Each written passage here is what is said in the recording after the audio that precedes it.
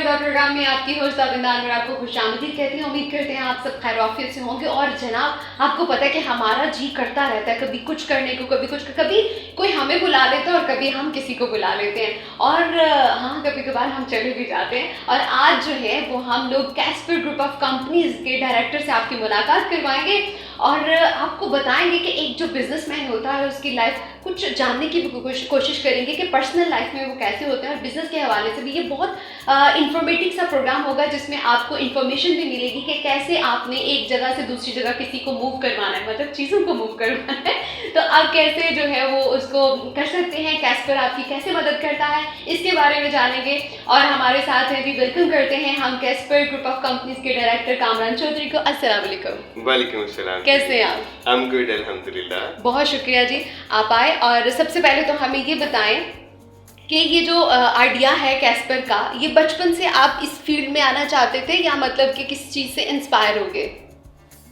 अच्छा जी, ये इंटरेस्टिंगली ना जी कुदरत ने ड्रैग किया, टू बी वेरी ट्रू। अब कोई ऐसी इंस्पिरेशन बचपन में नहीं थी वैसे। I am software engineer basically.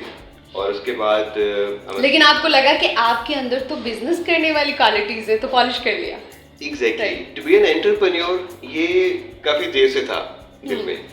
और पहले खैर जब मैं इस फील्ड में आया, एक जॉबियन था और एक प्रोफेस, इसके ना बैकग्राउंड में भी मेरी जो फैमिली का भी कह रहे एक जॉबियन नेचर थी, तो वहाँ से मूव करना एक एंटरप्रेन्योरशिप के लिए आना वो थोड़ा डिफिकल्ट था। और बारिश का पहला कतरा बनना वो बड़ा डिफिकल्ट था उस वक्त। वैसे भी इंजीनियरिंग से सीधे इस पर आके एग्जैक्टली ये दोनों फील्ड्स इनफैक्ट ना 180 की डिग्री पे हैं। ऐसे कुछ उसका ऐसा कोई लिंक बनता नहीं इसके साथ, लेकिन इंस्पिरेशन कम हुई और इंटरेस्ट ज़्यादा डेवलप हुआ। पैसे ज़्यादा थे इसमें? अच्छा, ऐसा भी नहीं है बिल्कुल। अच्छा। क्योंकि जो मेरी दूसरी फील्ड है सॉफ्टवेयर इंजीनियरिंग की, उसके अंदर बहुत पैसा है वैसे। और वो उसे कहते हैं एक सहल रिज़्क भी हम कहते हैं, वो बड़ी आसानी से कमाया जाता है कि आप कह लें एक लैपटॉप पे बैठ के बड़ी आसानी से अपनी अर्निंग कर लेते हैं। लेकिन इसमें मुश्किल थी, लेकिन अब आप एक बिजनेस आइकन तो है ना। अच्छा हाँ, ये बात आपकी बजा है। वो कहते हैं ना कि आसानियों से पूछ ना मंजिल का रास्ता। अरे वाह, आप तो शायर भी हैं। जबरदस्त। अपने सफर में राह के पत्थर तलाश कर। वाह, क्या कहने। जर्रे से कायनात की तफसीर पूछ ले, कतरे की वुसअतों में समंदर तलाश कर। जबरदस्त जबरदस्त। तो एग्जैक्टली कुछ वैसे ही हुआ मेरे साथ भी। ये थोड़ा डिफिकल्ट था लेकिन इंटरेस्टिंग बहुत था। तो जब मैंने स्टार्टअप किया, पहले मतलब जब मैंने जॉब इस पे स्टार्ट की थी इस फील्ड में, तो मुझे इतना मजा आया कि यार पूरी दुनिया में तरह तरह के बिजनेसेस हो रहे हैं। जॉब से स्टार्ट किया? एग्जैक्टली। और बड़े जूनियर लेवल, जीरो पॉइंट पे चले गए, बिल्कुल स्क्रैच लेवल से ना, स्क्रैच रूट लेवल से स्टार्ट किया और बिल्कुल गले के एक ना जूनियर लेवल से। लेकिन उन तमाम चीज़ों को मेरा हैंड्स ऑन एक्सपीरियंस हुआ, उन चीज़ों को सारे को सीखने का मौका मिला। और फिर वहाँ से इंटरेस्ट ने मेरा ग्रेजुअली मेरा बिल्ड होना शुरू हुआ और मुझे पता लगा कि यार इसमें तो ये बहुत बड़ा समंदर है। और मतलब इसको बड़ा टाइम रिक्वायर्ड था आपको उस चीज़ों के नो हाउ के लिए भी।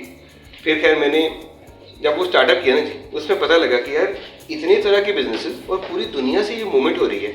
मेरा इंटरेस्ट बढ़ता गया और साथ साथ टू बी द एंटरप्रेन्योर जो है वो विश थी, वो साथ साथ थी, तो दोनों ने कोलैबोरेट कर लिया। फिर तो वो एक मौके पे आके फिर कह ले कि ना वो फिर बारिश का पहला कतरा था मैं बना और फिर मैंने जो है ना प्रॉपरली जो है ना इसमें बारिश का कतरा बनते हुए कैस्पर ग्रुप ऑफ कंपनीज के डायरेक्टर बन गए। अच्छा, इसका नाम बहुत इंटरेस्टिंग है कि जब मुझे पता चला कि मुझे आपका इंटरव्यू करना है और कैस्पर, तो मैं सोचूं कि कैस्पर क्या है।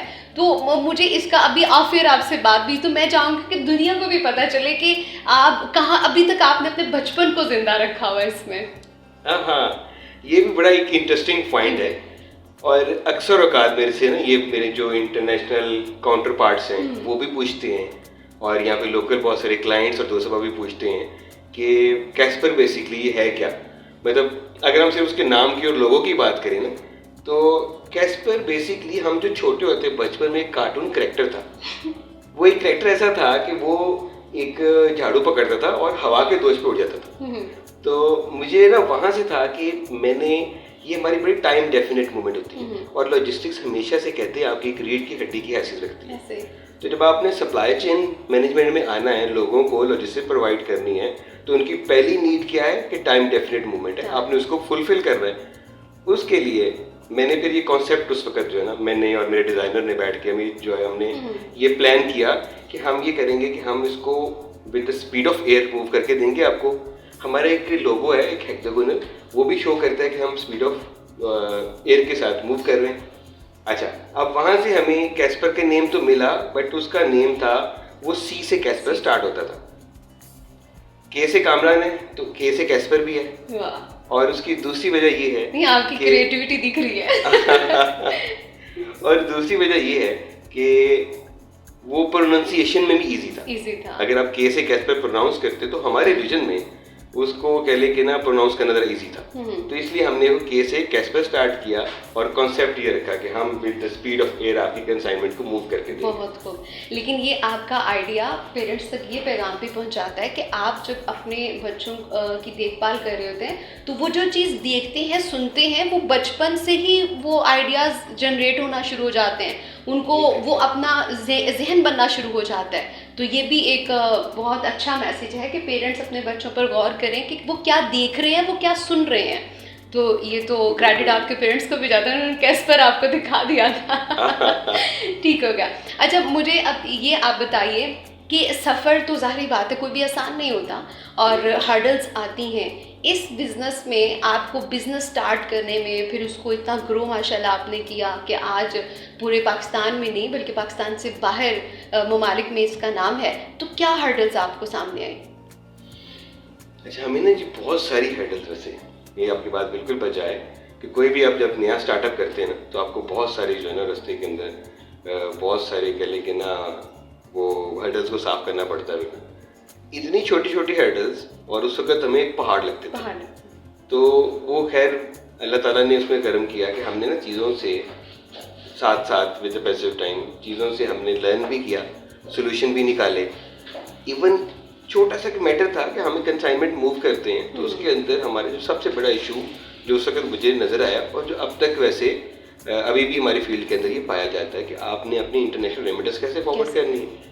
आपको बैंक की तरफ से सपोर्ट नहीं मिलती।